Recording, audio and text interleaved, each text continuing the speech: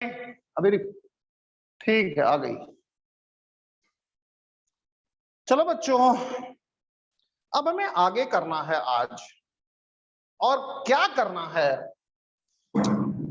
Application of inductive effect. Application of inductive effect कि हम inductive effect को apply कहां कहां करें, कहां कहां पर अप्लाई कर सकते हैं इंडक्टिव इफेक्ट को, और क्या रिजल्ट हम ले सकते हैं इंडक्टिव इफेक्ट से। तो बच्चों, पहला है एसिड स्ट्रेंथ को एक्सप्लेन करते हैं। दूसरा है बच्चों बेस स्ट्रेंथ को एक्सप्लेन करते हैं। तीसरा है बच्चों स्टेबिलिटी ऑफ इंटरमीडिएट को एक्सप्लेन करते हैं। स्टेबिलिटी ऑफ इंटरमीडिएट, और कौन कौन से इंटरमीडिएट हैं? कार्बोकेटायन है, कार्बेनायन है, और मेरे प्यारे बच्चों फ्री रेडिकल की स्टेबिलिटी भी इससे एक्सप्लेन हो जाती है। सबसे अच्छा एक्सप्लेनेशन तो इसका आता है, फिर इसका आता है, फिर इसका आता है। यानी कि नंबर 1 इस पर इसे रख लो, नंबर 2 पर इसे रख लो, नंबर 3 पर इसे रख लो। और ये मैजिक है, जादू है। लगभग लगभग हर एक बच्चा गलती करता है। वो गलती कहां करता है, क्यों करता है? आप सभी को 11th पास आउट हो चुके हो, आपको ज्यादा पता है। तो हमें सबसे पहले एसिड स्ट्रेंथ पर चलना चाहिए, सबसे पहले एसिड स्ट्रेंथ को एक्सप्लेन करना चाहिए। और देखिए, ये सभी टीचर करते हैं, सभी बुक में लिखा हुआ है, लेकिन अभी आपको पता चल जाएगा दुनियादारी का। मान लो बच्चों कि आपके पास ये RCOOH है, कंसीडर कर लो कि RCOOH है, RCOOH है, और ये RCOOH दे रहा है RCOO- और H+। मैंने आपको बताया था कि acid strength directly proportional Ka और डायरेक्टली प्रोपोर्शनल, मैं पहले ही समझा चुका हूं तो इसमें ज्यादा करना नहीं है। स्टेबिलिटी ऑफ RCOO-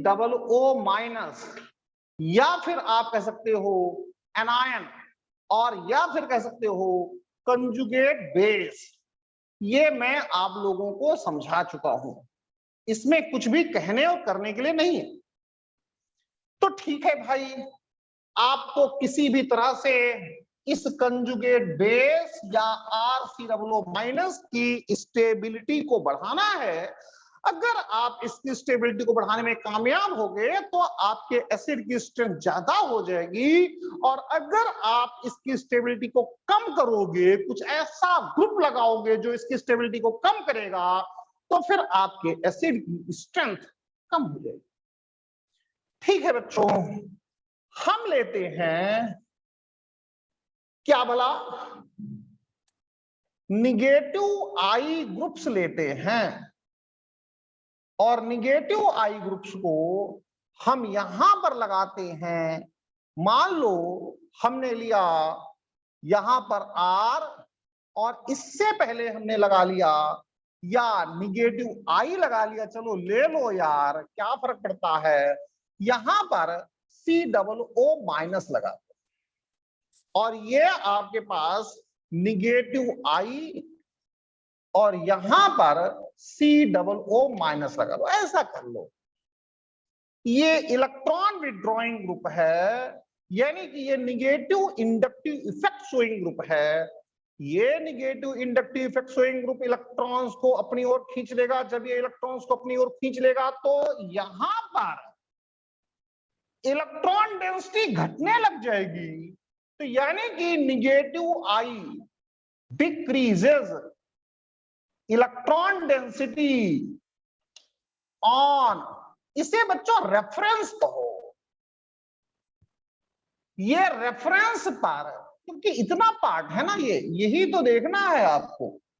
रेफरेंस पर इलेक्ट्रॉन डेंसिटी को ये कम कर रहा है, और अगर negative I decreases electron density on reference, तो हैंस इंक्रीजेस स्टेबिलिटी, और अगर स्टेबिलिटी बढ़ गई है तो फिर एसिड स्ट्रेंथ बढ़ेगी, यानी कि इंक्रीज करेगा एसिड स्ट्रेंथ को।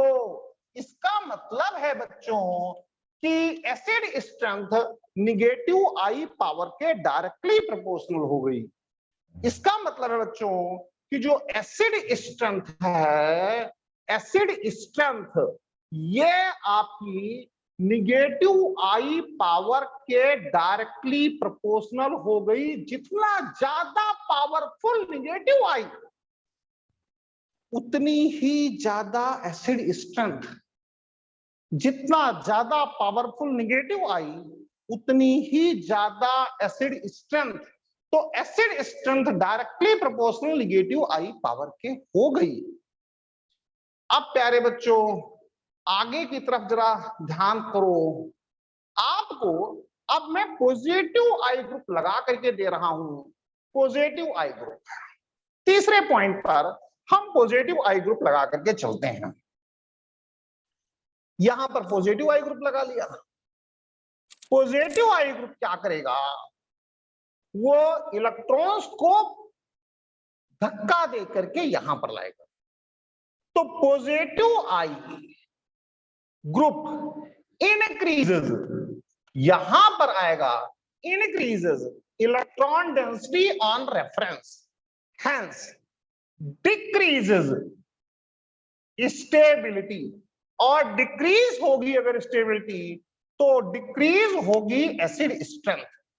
इसका मतलब हो गया बच्चों कि जो एसिड स्ट्रेंथ है, वो एसिड स्ट्रेंथ आप कह सकते हो एसिड स्ट्रेंथ ये प्रोपोर्शनल टू हो जाएगी, इनडायरेक्टली डायरेक्ट इनवर्सली प्रोपोर्शनल हो जाएगी पॉजिटिव आई पावर।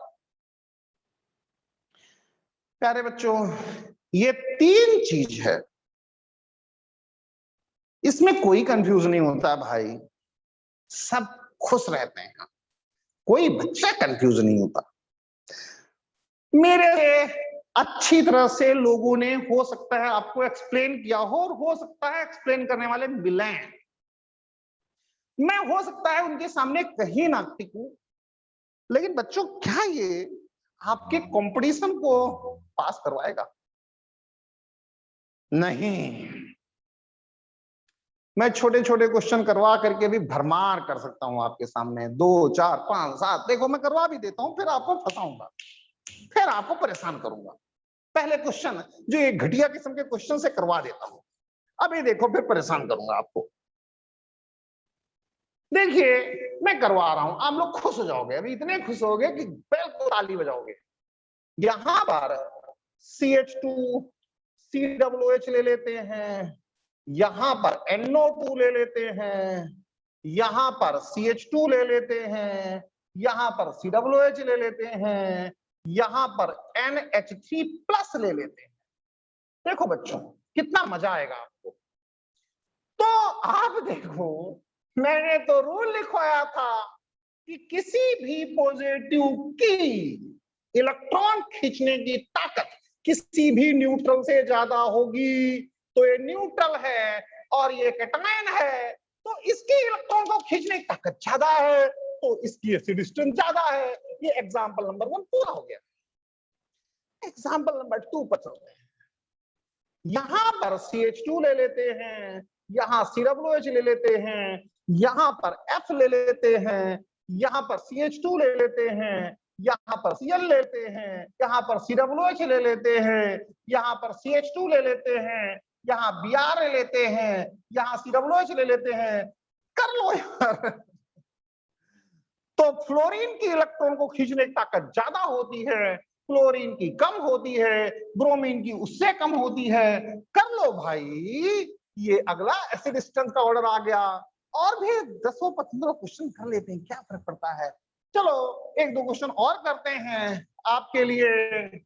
यहां पर देखो, ये आपके पास HCOOH है, यहां पर CH3COOH है। अरे ये मिल गया, ये प्लस आई शो करेगा, ये कुछ नहीं करता, ना माइनस करता है ना प्लस करता है। और प्लस आई का मतलब है वो एसिड स्ट्रेंथ को कम करेगा, प्लस आई एसिड स्ट्रेंथ को कम करता है, माइनस आई एसिड स्ट्रेंथ को बढ़ाता है, माइनस आई एसिड स्ट्रेंथ को बढ़ाता है, माइनस आई एसिड स्ट्रेंथ को बढ़ाता है, माइनस आई ये आपका प्लस आई है।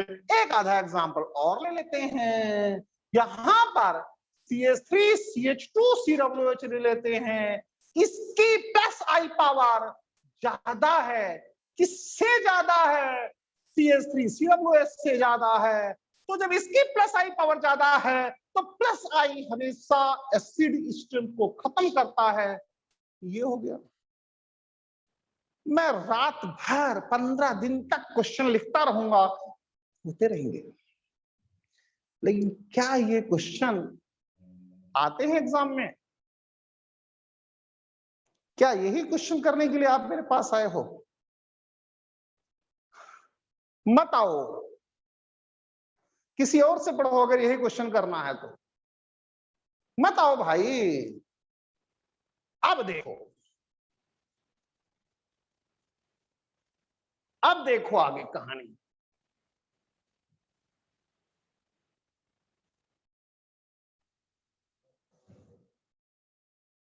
यहां पर हम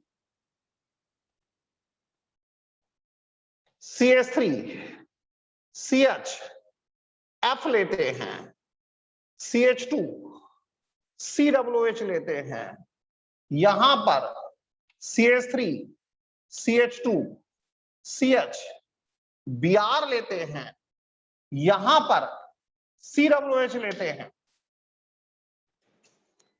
किसकी एसिड स्ट्रेंथ ज्यादा है? आप तो बड़े भोले हो, आप ये कहोगे कि इसकी निगेटिव आई पावर या निगेटिव आई पावर किसकी?